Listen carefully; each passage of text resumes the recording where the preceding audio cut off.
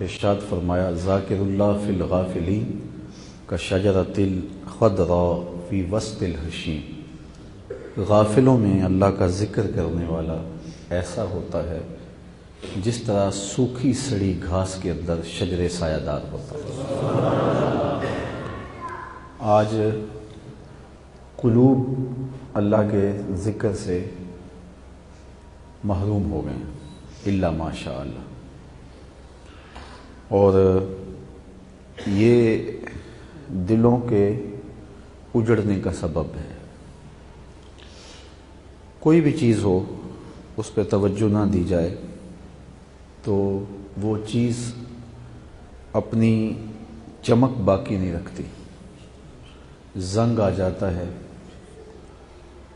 حضور نبی رحمت صلی اللہ علیہ وآلہ وسلم نے ارشاد فرمایا جس طرح باقی چیزوں کو زنگ آتا ہے تو دل بھی زنگ آلود ہو جاتے ہیں۔ باقی چیزوں کا زنگ اتارنے کے لیے کچھ چیزیں ہیں جن سے ان چیزوں کا زنگ اترتا ہے۔ تو اگر دل زنگ آلود ہوتا ہے تو کوئی چیز تو اس کے لیے بھی ہوگی جو دل کا زنگ اتارتی ہوگی۔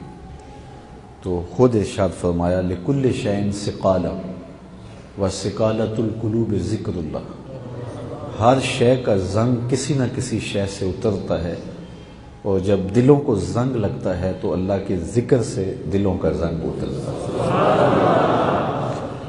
اس لیے کثرت کے ساتھ اللہ تعالیٰ کا ذکر کرنے والوں کے دل مزکہ اور مصفہ رہتے ہیں اور پاک رہتے ہیں، اور دلوں میں بہت ساری بیماریاں جو پیدا ہوتی ہیں ذکر کی برکت سے زائل ہوتی ہیں۔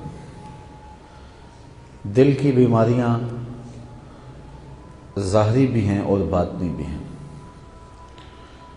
دل کی باطنی بیماریاں حسد، حقد، بغض، کینہ، نفرت، یہ دل کی بیماریاں ہیں، اور ان کا علاج، سب کا علاج اللہ تعالیٰ کا ذکر ہے۔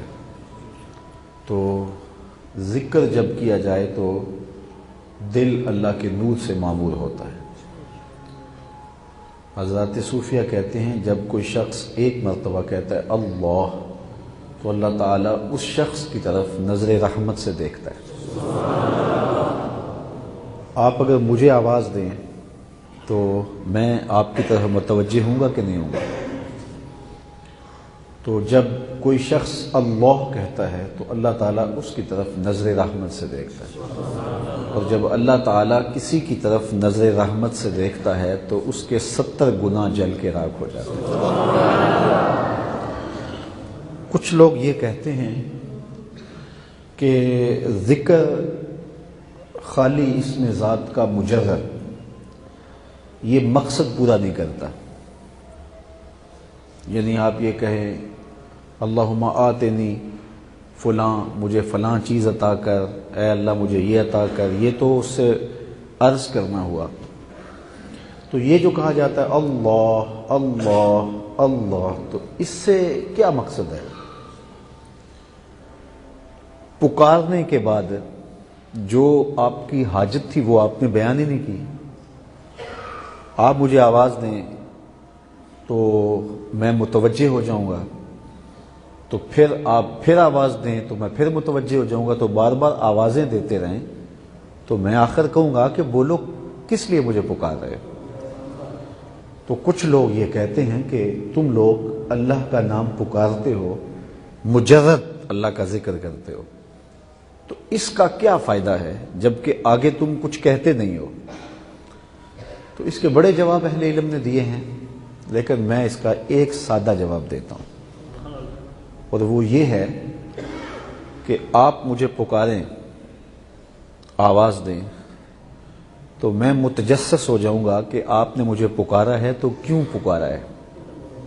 مجھے پتہ نہیں آپ نے کیوں پکارا ہے، لیکن بچہ ماں کو کہے امی اور اس کے بعد چپ ہو جائے، ماں جانتی ہے اسے دودھ چاہیے، اسے لحاف چاہیے، اسے بھوک لگی ہے، اسے کیا چاہیے؟ چونکہ ماں کا تعلق ہے، ماں نے بچے کو جنم دیا ہے، جس نے جنم دیا ہے بچے کو بتانا نہیں پڑتا صرف امی کہہ کے پکارنا پڑتا ہے، اس کی اگلی ضرورت کیا ہے یہ ماں خود جانتی ہے۔